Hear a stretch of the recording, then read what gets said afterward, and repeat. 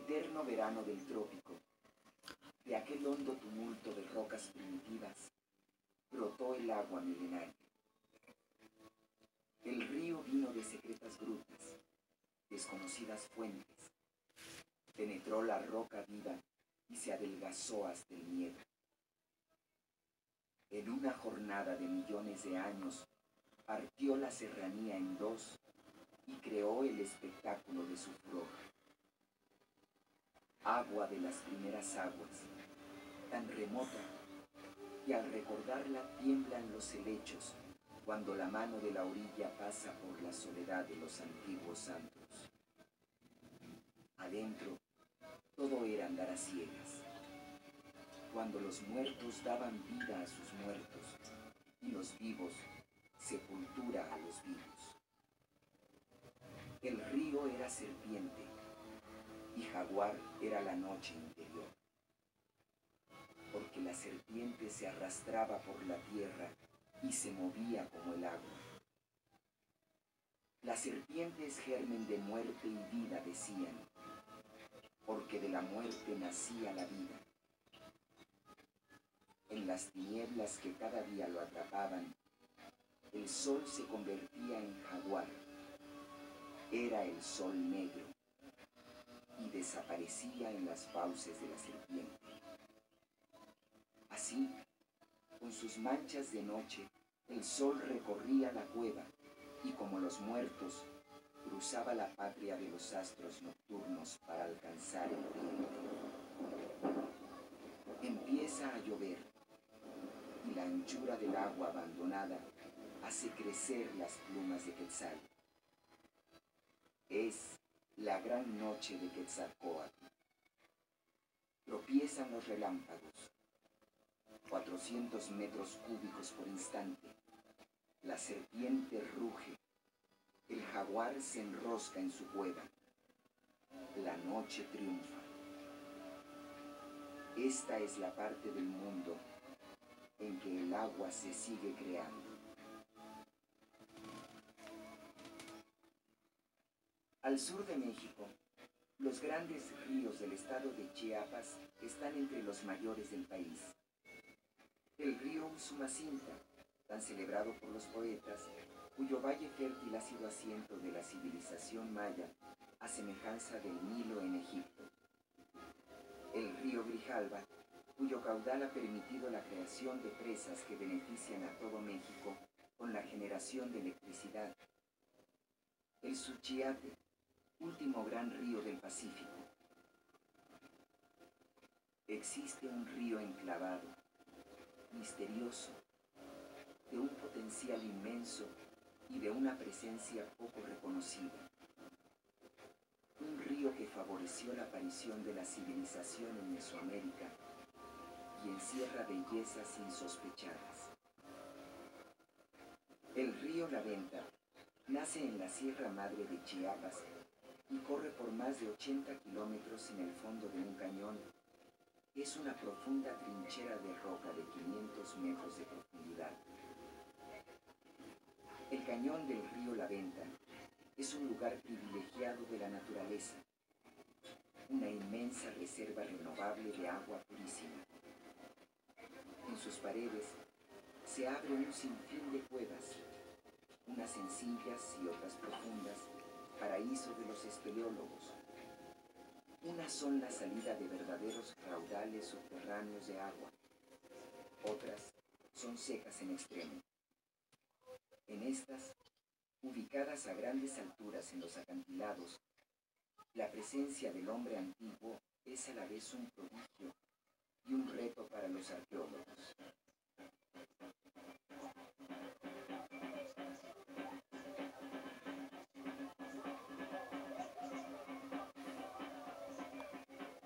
¿Por qué baila el hombre en Chiapa de Corzo en la fiesta de San Sebastián? O en Ocosocuautla, cerca del río La Venta, el martes de carnaval. ¿Por qué el hombre se enmascara, se engalana y festeja durante días cada año cerca del gran río? Para revivir el pasado, para honrar a sus santos, a sus dioses, a sus ancestros. Sí, pero ante todo, para saber que siguen vivos los hombres del río. Desde hace siglos y siglos, bailan, y para bailar y festejar, se organizan alrededor de una idea, la Cowiná. Cowiná es la imagen del santo que se venera, pero también son los dueños de la imagen, los que tienen la autoridad, los representantes de los ancestros. Son sus rostros, son sus máscaras, son quienes los mantienen vivos en la memoria del pueblo, quienes los resucitan y los sustituyen cuando mueren. Pero Cowiná también es la casa donde se guardan las imágenes de los santos y las personas que las cuidan, los que organizan los ritos y festejos. Cowiná son todos los que están ahí para hacer el carnaval. Desde la mañana, las comitivas de cada Cowiná se hacen visitas recíprocas en sus barrios, donde son convidados a comer y a beber. Después de estas visitas, las agrupaciones se congregan en los atrios de sus capillas para ejecutar las danzas. Finalmente, todos se juntan para bailar en el desfile mayor que es el carnaval, expresión máxima de la fiesta, donde todos participan, donde lo personal desaparece bajo lo colectivo, donde se funde la comunidad y se reencuentra a través de los años y los siglos, haciendo de la tradición no un fin, sino un medio que se adapta a las épocas y se ajusta constantemente para lograr la sobrevivencia de la identidad del grupo humano.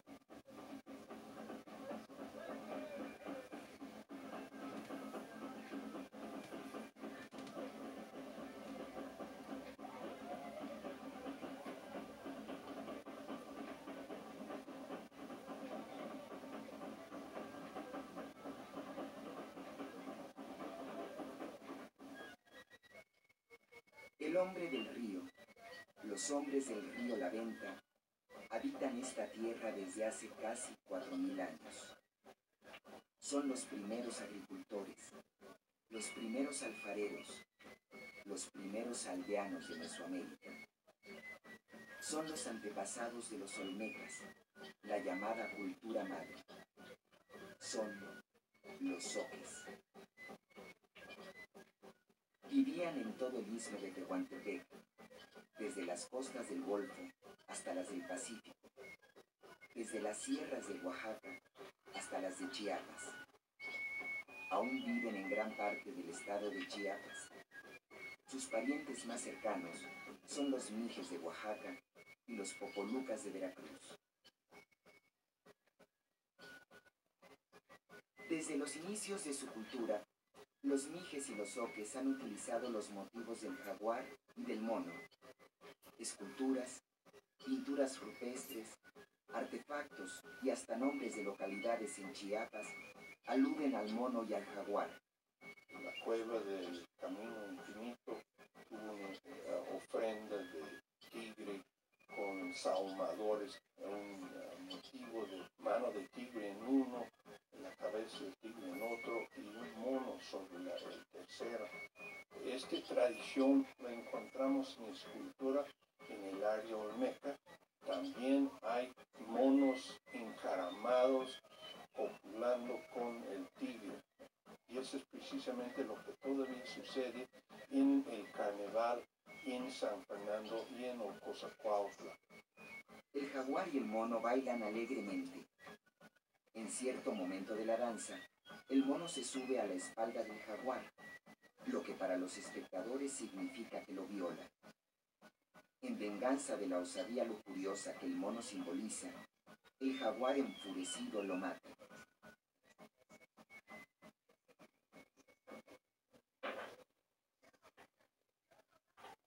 Las sociedades antiguas han muerto, pero algo de su espíritu sigue aflorando en los modos cotidianos de la vida indígena, al igual que perduran ciertos rasgos de su anatomía. A pesar de todos los mestizajes, de todos los sincretismos, de todos los nacionalismos, de súbito se encienden flamas desconocidas, brotan chispas de otra época, de otro mundo. Sea el inconsciente colectivo o los genes quienes guardan esta memoria fragmentada, siempre conmueven al que sabe reconocer aquellas irrupciones fulgurantes de un pasado que hoy se manifiesta cotidianamente. La costumbre, la fiesta, la ceremonia, todas tradición, aglutinante de un grupo que quiere vivir unido, para que la vida tenga sentido.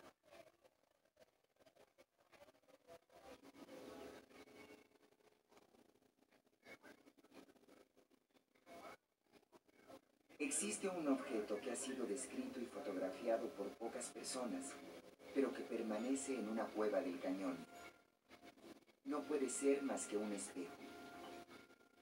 Tezcatlipoca es el espejo humeante, y su alter ego de la noche, Tepeyólotl, el dueño del monte y señor de la noche, que aparece siempre bajo la forma de un jaguar.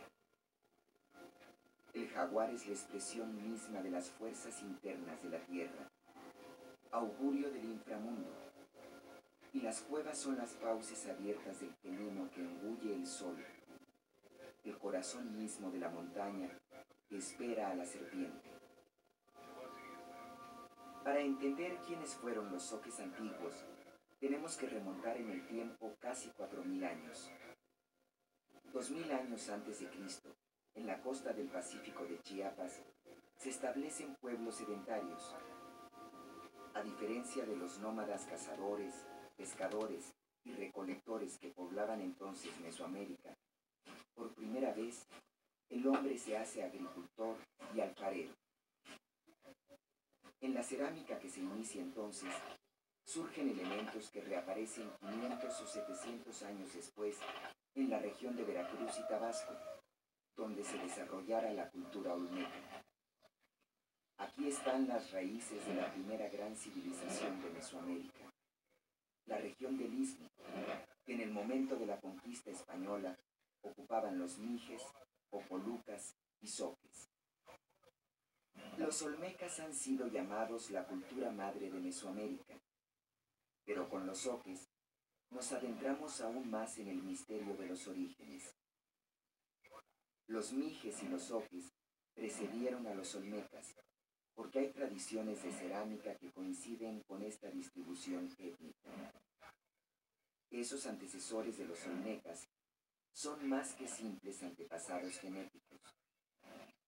Son los autores de descubrimientos tan fundamentales para Mesoamérica como el juego de pelota, la escritura y el calendario. Más tarde, los mayas, herederos gloriosos de los olmecas, pudieron construir su civilización sobre más de 1200 años de evolución cultural de los zoques y de los olmecas. Hoy día, quizá como hace 4000 años, quien amasa la tierra para crear los objetos cotidianos de la humanidad es la mujer. La olla que sale de sus manos tiene las mismas formas femeninas y lunares que las ollas ocultas durante milenios y reencontradas hace poco en las cuevas del cañón del río La Venta.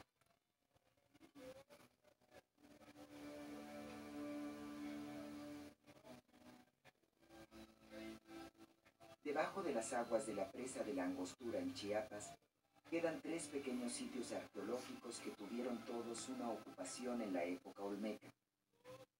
Eran los juegos de pelota más tempranos conocidos en Mesoamérica, cuando en la costa del Pacífico, los arqueólogos John Clark y Mark Bale excavaron una cancha grande techada alrededor de 1700 a.C.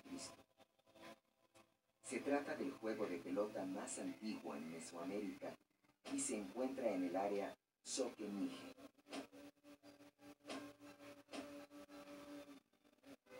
El juego de pelota es la esencia misma de lo mesoamericano y siempre está asociado con el sacrificio.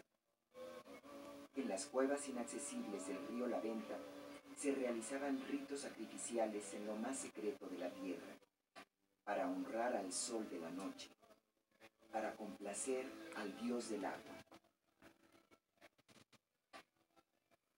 Una de las sorpresas de investigaciones en el cañón Río La Venta y las cuevas es precisamente encontrar tanta evidencia de sacrificio de niños. Por ejemplo, en la cueva del Lazo encontramos 11 niños. El único que ha sido estudiado por un antropólogo físico fue sacrificado y probablemente los demás eran también. Probablemente los olmecas hablaron idiomas nijesoqueanos. Tanto era el prestigio de los hablantes de esos idiomas que otros grupos tomaron préstamos de ellos. El mismo nombre de maíz en maya no es palabra mayense, sino que soquiana. En el sitio de la Mojarra, en Veracruz, que es territorio olmeca, se ha encontrado una estela fechada en el siglo II de nuestra era.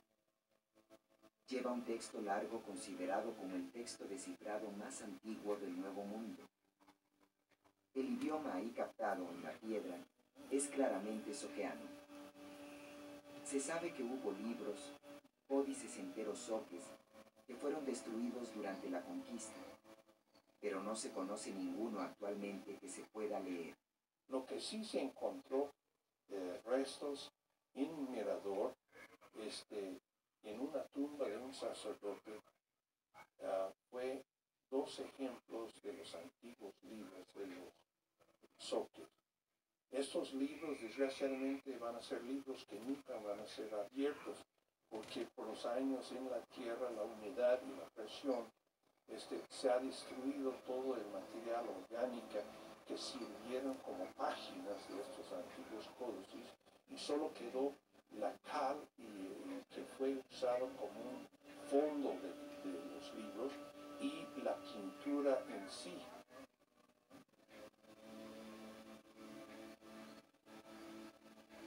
Bajo las aguas de la presa de Malpaso yace el antiguo sitio soque de San Isidro, una ciudad enorme con altas pirámides y juegos de pelota dobles.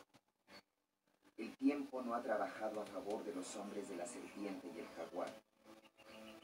Atacados y rechazados por nahuas, mayas y zapotecas, diezmados y reducidos por españoles, criollos y mestizos, la historia desde hace mucho los ha ninguneado.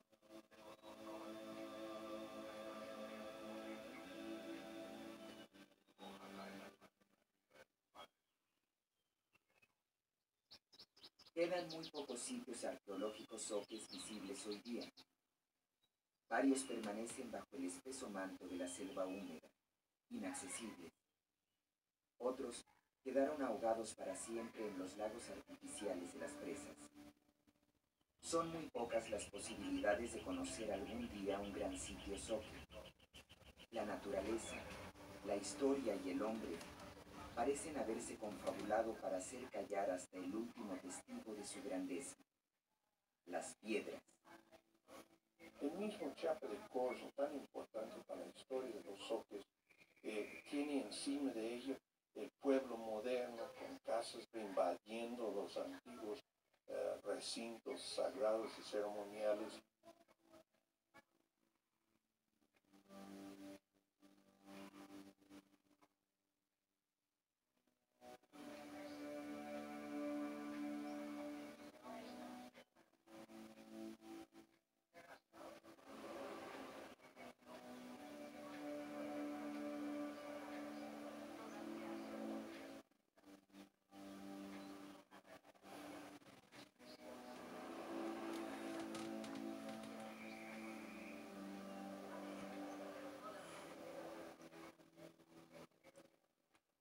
La verdadera muerte de una civilización es el olvido. ¿Dónde están esos hombres de hace miles de años que vivían en los meandros de la serpiente de plumas de agua y enterraban a sus muertos en las cuevas del jaguar sol, del espejo humeante, a la entrada misma del inframundo?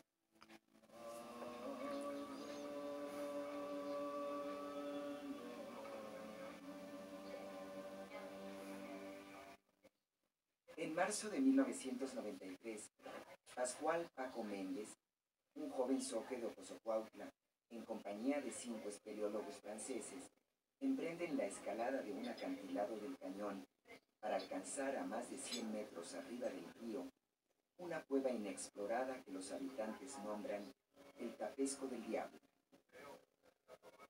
El Tapesco del Diablo es el mito más poderoso del cañón.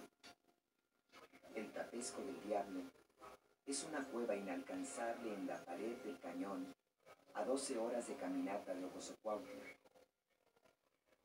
El Tapesco del Diablo es una boca oscura en la roca donde asoma colgando un extraño entramado de maderas como los que fabrica la gente para que duerman las gallinas y que llaman tapesco. El Tapesco del Diablo no es obra de la gente.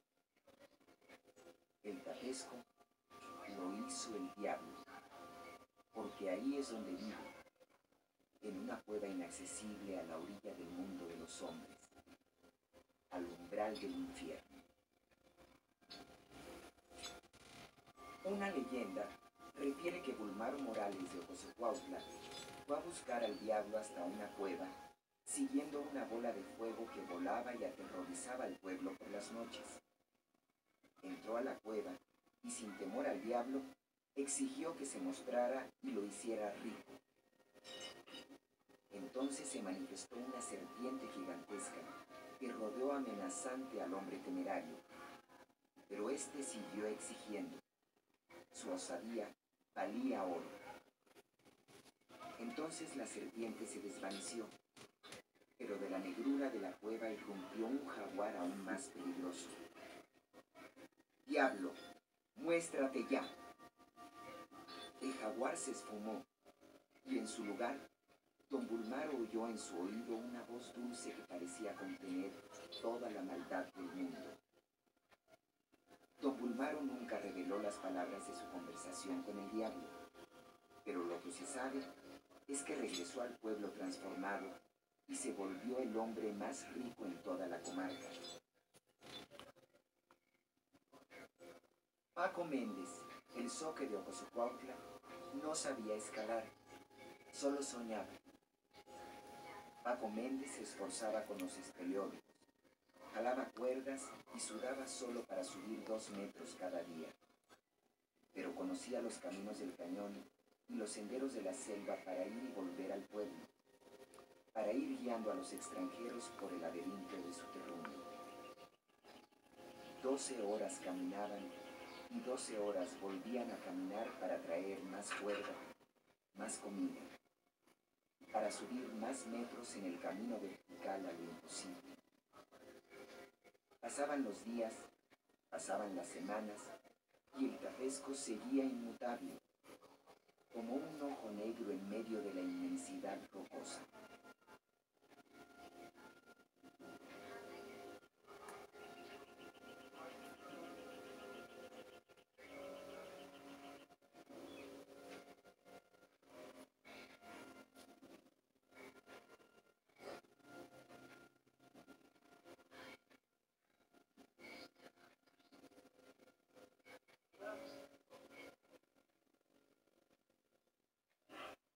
Los ánimos se iban desgastando.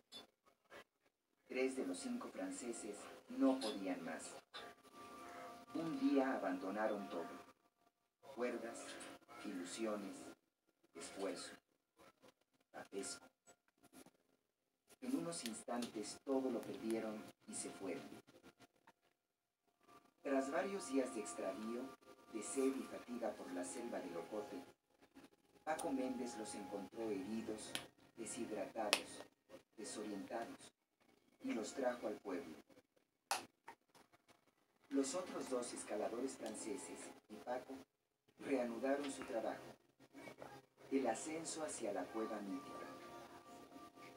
Era quizá la sangre de sus antepasados, de los antiguos zoques, la que hervía en sus venas de joven zoque y lo impulsaba, a pesar de su inexperiencia, a seguir ese viaje utópico. En ninguna otra cultura antigua se ha encontrado esa capacidad del hombre para moverse con tanta facilidad en ambiente vertical de la montaña. Para escalar, aquellos antepasados de Paco Méndez se valían de sus manos y sus pies, pero también de árboles, de lazos de complicados nudos, y quizás hasta de clavos de piedra como los mejores alpinistas modernos. Eran los escaladores primordiales. Para Paco Méndez, la experiencia del Tapesco del Diablo fue tan intensa que decidió aprender a escalar y dedicar su vida a las alturas. Muy pronto conoció el difícil arte de la montaña y, como si fuera un designio ineludible, se convirtió en uno de los más diestros escaladores del cañón.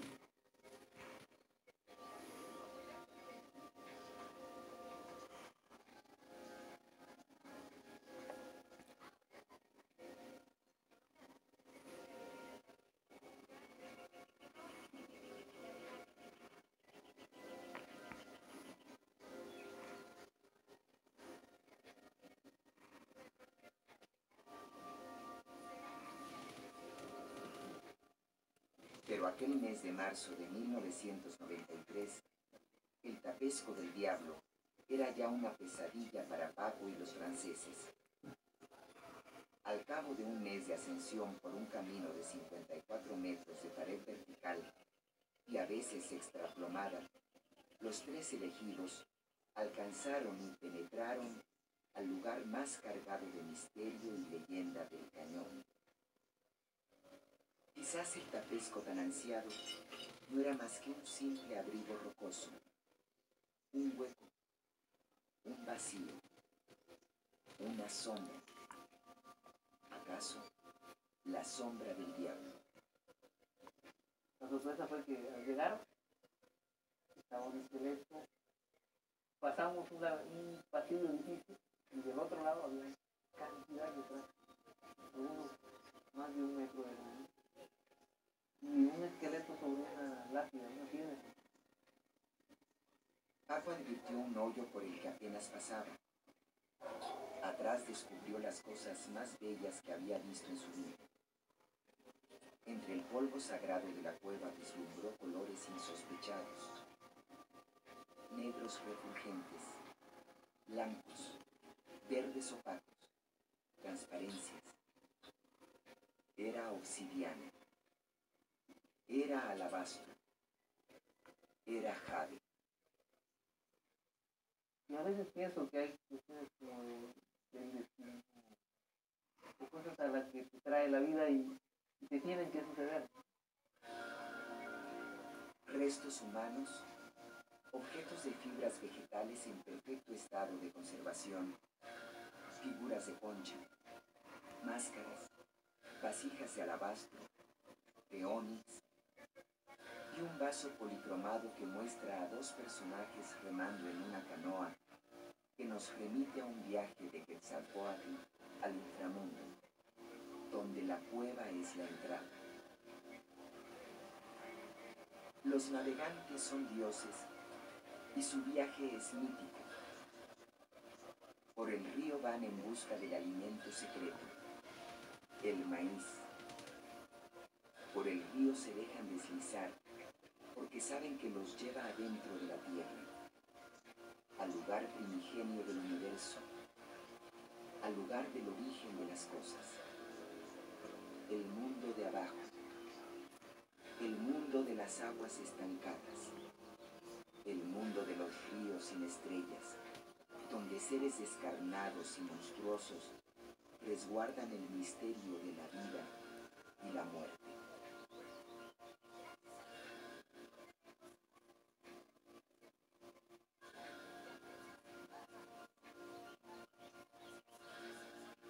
Mucho antes del descubrimiento del Tapesco del Diablo, se habían llevado a cabo expediciones arqueológicas en la región del Cañón.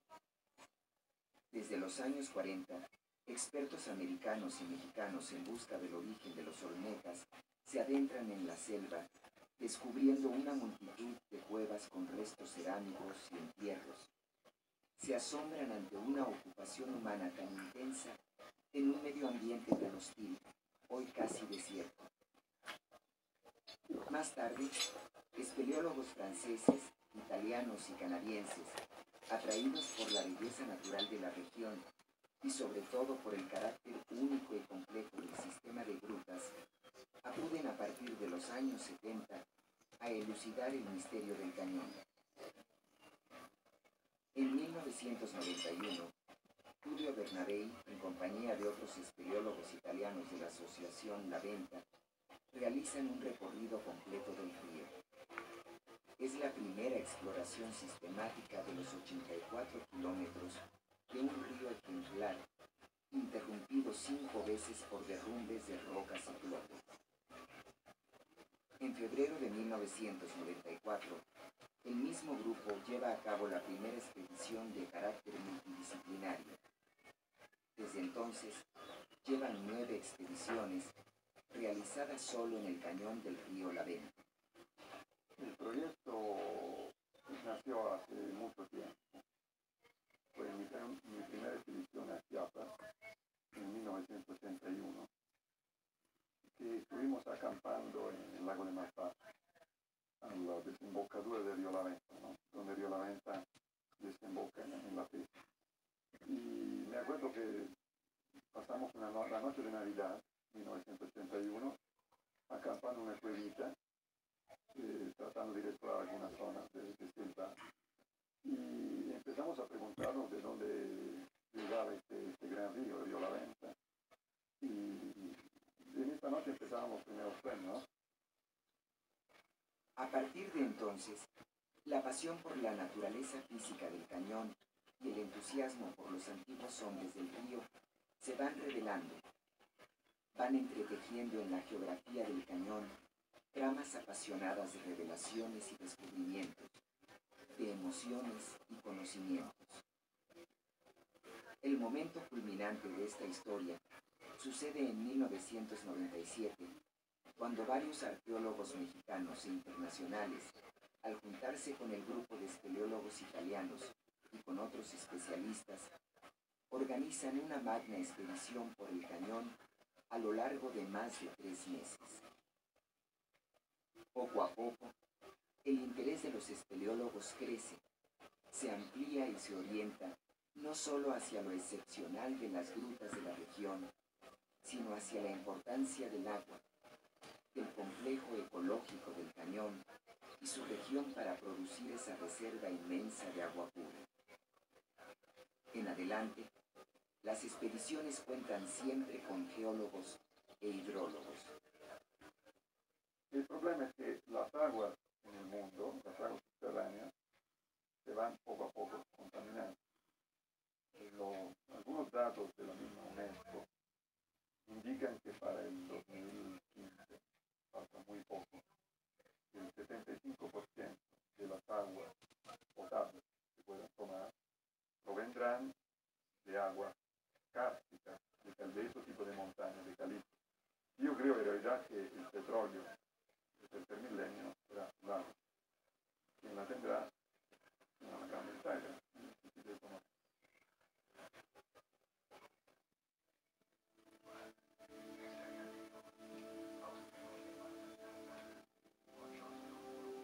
El área del río La Venta, vista desde lo alto, aparece como una inmensa y áspera mancha verde donde las aguas superficiales están ausentes. Sin embargo, el bosque tiene un corazón azul por la gran cantidad de agua que conserva. La lluvia se recoge en el fondo de las formaciones calcáreas y se escurre en las profundidades a lo largo de fallas y fracturas que se ensanchan cada vez más para formar una red intrincada de canales, de ríos subterráneos, por donde fluye el agua hasta los manantiales, hasta el río La Venta.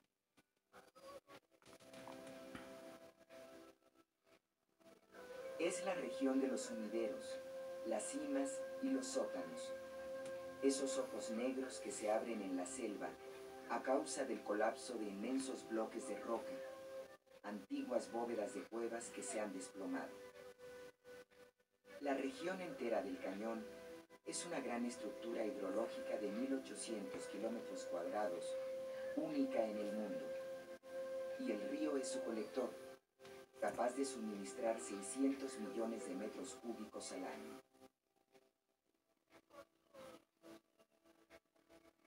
El explorador es un geógrafo que va topografiando caminos oscuros dentro de la montaña, hechos por el agua. Y es también un ser privilegiado que puede admirar uno de los sistemas de grutas más bellas y más profundas del mundo.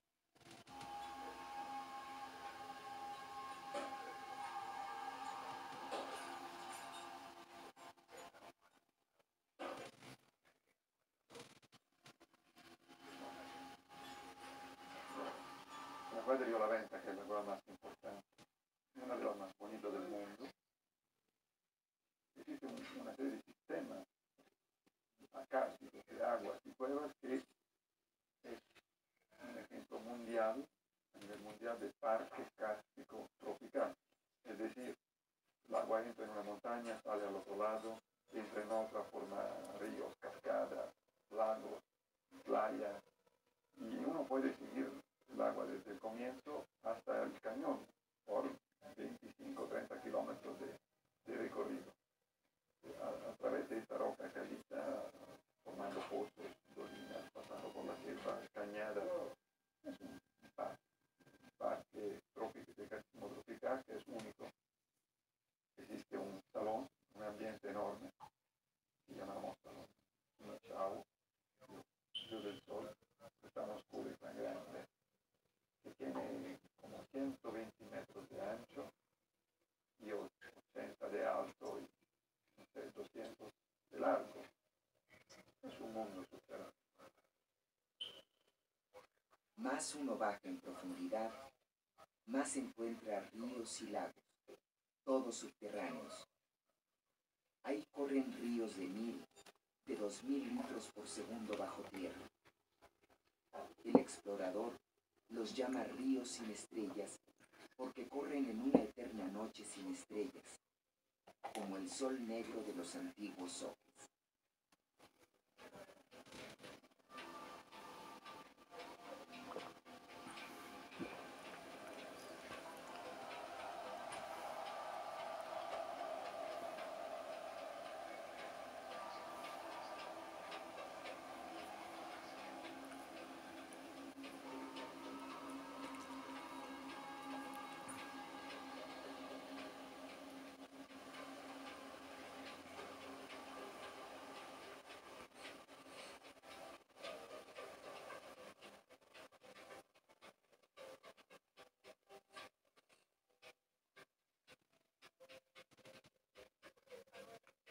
Cuevas como el Tapesco del Diablo aparecen a lo largo de todo el cañón.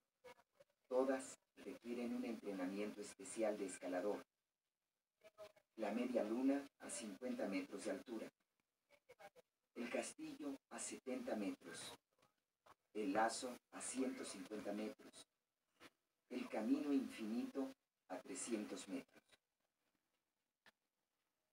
En el castillo encontramos dos lazos juntados con un nudo llano, un nudo sencillo pero bueno, lo mismo que usamos hoy en las cuevas, en las montañas.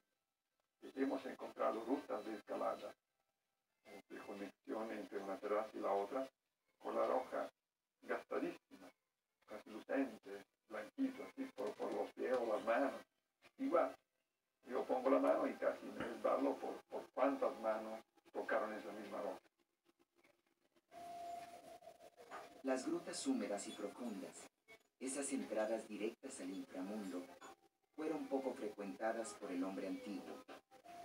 Las temía y respetaba. Quizá fueron objeto de exploración por parte de individuos ungidos de un poder particular que los destinara a las profundidades. En cambio, las cuevas secas y los abrigos rocosos conocieron una ocupación intensa a lo largo de los siglos. Los arqueólogos distinguen un uso exclusivamente ritual de las cuevas con entierros y sus consiguientes ofrendas, pero también una función habitacional con vestigios de vida doméstica. En todos los casos, asombran las condiciones atmosféricas de extrema sequedad que permitieron la conservación hasta nuestros días de materiales orgánicos tan cerca de aquella inmensa reserva de agua encerrada en las paredes del cañón. Semillas de maíz, de frijol, de frutas, cestería variada, telas finamente bordadas y sobre todo lazos tan importantes en la vida del cañón que parecieran ser objeto de un culto particular. Pero lo que más resalta entre los hallazgos de las cuevas es el gran número de sepulturas de niños, entierros asociados con rituales de purificación, de renovación, de paso de la vida a la muerte y hasta de sacrificio. Son niños de 2, de 4, de 6 años, sepultados en sudarios de hermosos tejidos bordados que aún guardan su pálido color azul. Los rodean pequeñas ofrendas como brazaletes y collares de cordoncillos trenzados con inserciones de huesos, de caracoles, discos de calabaza e incisos con motivos de aves, medias jícaras con restos alimenticios, diminutas pero complicadas ofrendas que entremezclan el algodón natural con cuentas de semillas, hojas enrolladas y navajillas de obsidiana, y hasta figuras de cerámica o utensilios siempre relacionados con la imagen del jaguar. Estos conjuntos, como pequeñas obras de arte consagrados al renacimiento de la vida a partir de la muerte niña, son testigos únicos de la civilización del cañón. La labor igualmente precisa y delicada, respetuosa y tesonera de los arqueólogos modernos es el mejor homenaje que se puede rendir a aquellos hombres del jaguar y la serpiente. Las cuevas del río La Venta aún guardan muchas claves para descifrar el pasado antiguo del pueblo Zoque. Con el análisis de los textiles se podrán seguir las ramificaciones culturales con otras regiones. Desde ahora, el estudio de la cerámica muestra que los ocupantes de las cuevas vivieron en estrecha relación con los habitantes de un área muy distante que coincide con los límites de difusión de los idiomas zoqueanos. En los análisis de los restos óseos surgen datos nuevos, tales como enfermedades de los individuos sepultados, lo que cuestiona en parte la hipótesis de los sacrificios humanos. Sin embargo, el hecho de que muchas de las inhumaciones involucran a niños confirma el destino final de sus cuerpos como un retorno al vientre materno, simbolizado por la cueva. El cañón era un gran valle sagrado por la presencia de tanta agua, pero también porque pudo ser la vía de comunicación entre dos regiones importantes. Se aprovecharon terrazas naturales, se construyeron